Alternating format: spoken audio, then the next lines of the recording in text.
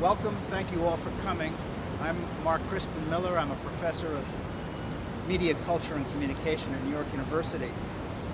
We're here today on the steps of the City Hall in New York in anticipation of the upcoming anniversary of 9/11.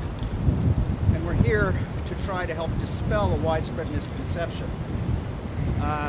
Many people say, in a dismissive spirit, that the so-called 9/11 truth movement is out there arguing that 9/11 was an inside job.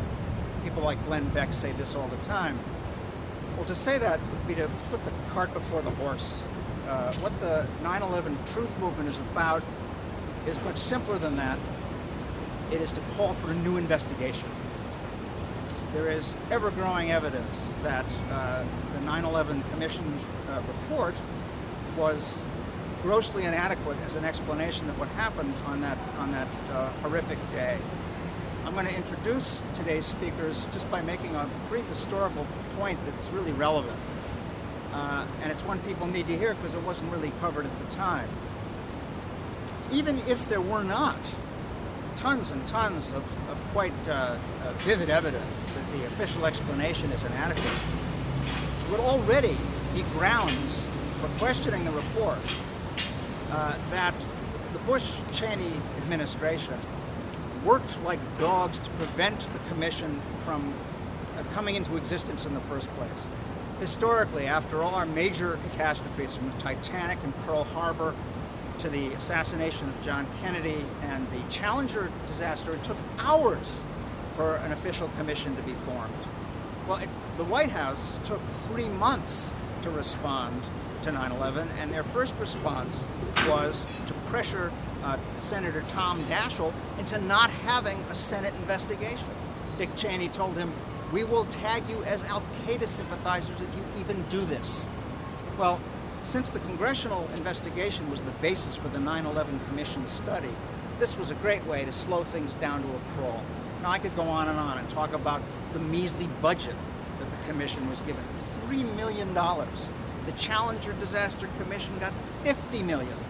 They were restricted to a year for doing their work. It was later extended to 18 months. Their subpoena power was limited. Documents were withheld. Witnesses had minders accompanying them to the hearings. It goes on and on. Well, the fact is that the 9/11 Commission report is not questionable only because of the administration's pointed efforts to prevent it from happening. It's also highly questionable because its conclusions are often preposterous and contradicted by a wealth of evidence. So that's what we're going to be talking about today. So I'm going to start by introducing our first speaker. It's Dr. Niels Harrit, Professor Emeritus of Chemistry at the University of Copenhagen. Thank you. It is an honor and a privilege for me to share this opportunity with Mr. Daniel Sunyatta and Lieutenant Colonel Shelton Langford and DJ Green Arrow to announce the formation of Scientists for 9/11 Truth on behalf of the organizing committee. Scientists for 9/11 Truth joins the diverse groups of professionals who also have expressed mistrust in the official version of the events of September 11th. Among the established organizations, we find architects and engineers, firefighters, intelligence officers, lawyers, pilots, veterans, media professionals, medical professionals, political leaders, religious leaders, and scholars for 9/11 truth and justice. Scientists distinguish themselves by the study of the laws of nature, and every scientist can subscribe to one fundamental condition for dealing with our physical environment. You cannot fool nature. Nature is always right. This fact has been the basis of 400 years of science. It is also the basis of the criticism of the official accounts of 9/11 coming from today's scientific community. Everybody knows the two airliners slammed into the Twin Towers, which subsequently collapsed. Surprisingly few know that the third skyscraper, 7 World Trade Center, also known simply as Building 7, almost half the height of the towers, with a base the size of a football field, completely collapsed straight down into its own footprint 7 hours after the Twin Towers. There were 2 airliners, but there were 3 skyscrapers. All 3 towers were destroyed in an unprecedented fashion, since no steel-framed high-rise building has ever collapsed due to fire before or after 9/11. So, just from simple statistics, it is more than highly improbable that an event which has never before been observed should occur 3 times on the same day.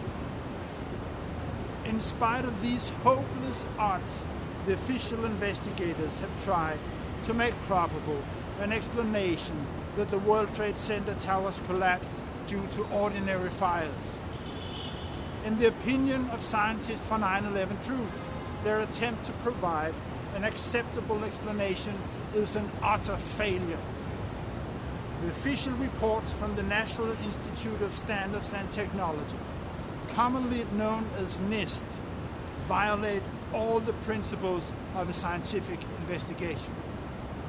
The reports from NIST are flawed to such an extent that they must be characterized as deliberate attempts to cover up the real course of events.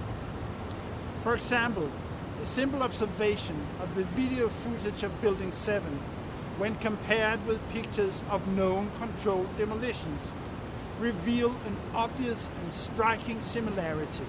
It has never happened that the collapse of a building which showed all the features of a controlled demolition turned out not to be a controlled demolition. Many scientific investigators have supported the claim that the 3 towers in the World Trade Center were brought down by controlled demolition using explosives and incendiaries. We refer to the references provided in your press kit.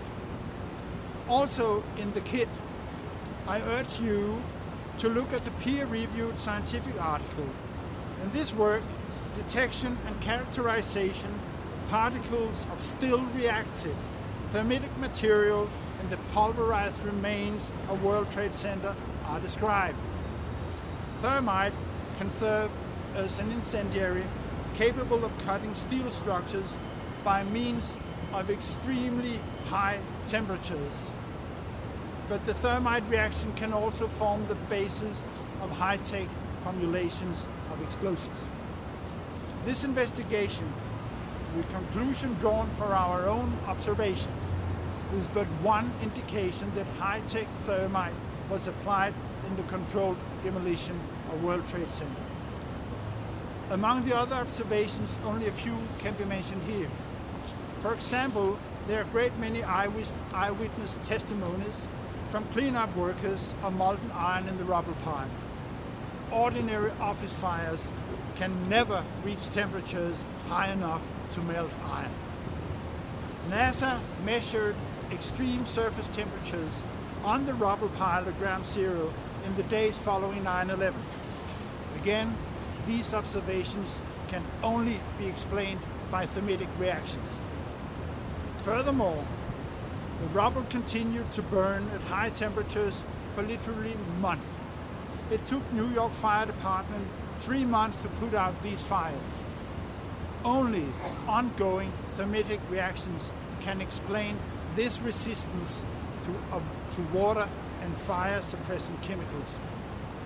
No less remarkably, the United States Geological Survey and the R.J. Lee Group Incorporated independently described finding millions of iron microspheres scattered throughout the dust that covered New York.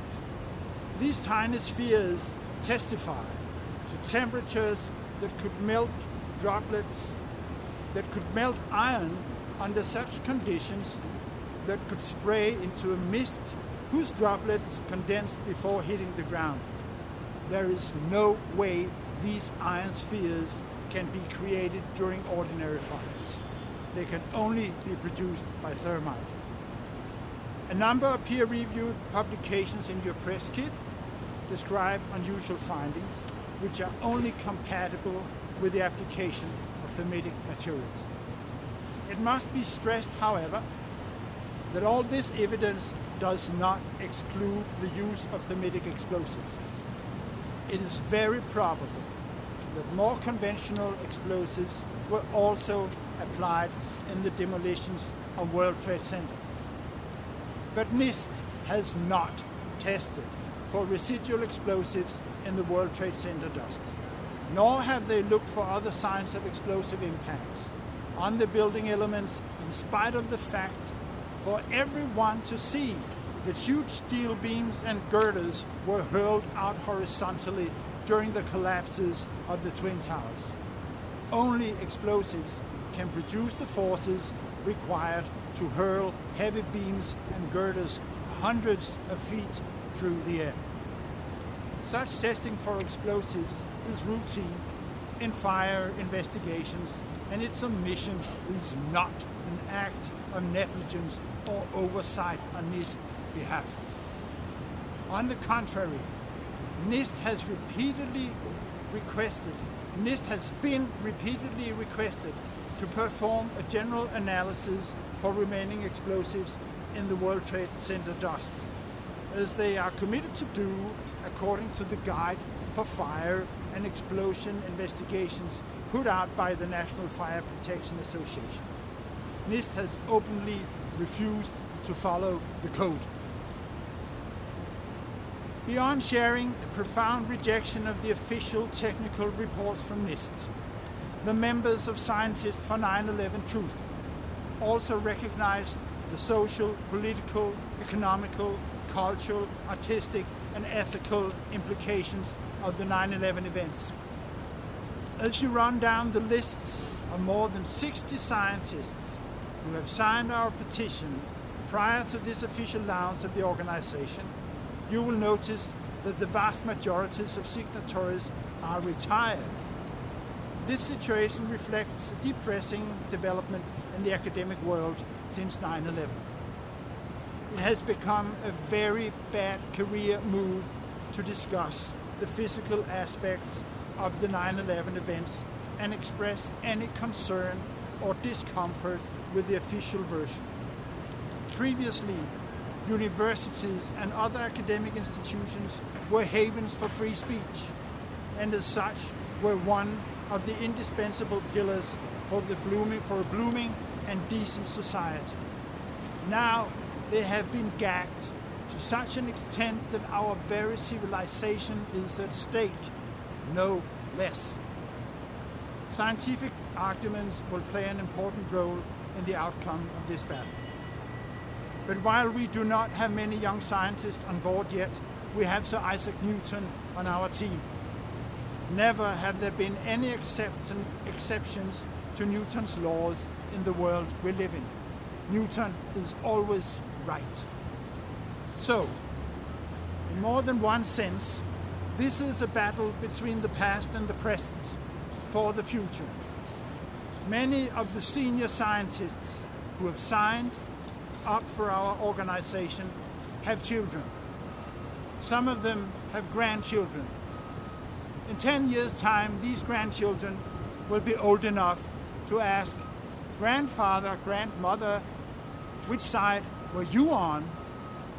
And we will answer them, "I was on your side." Thank you.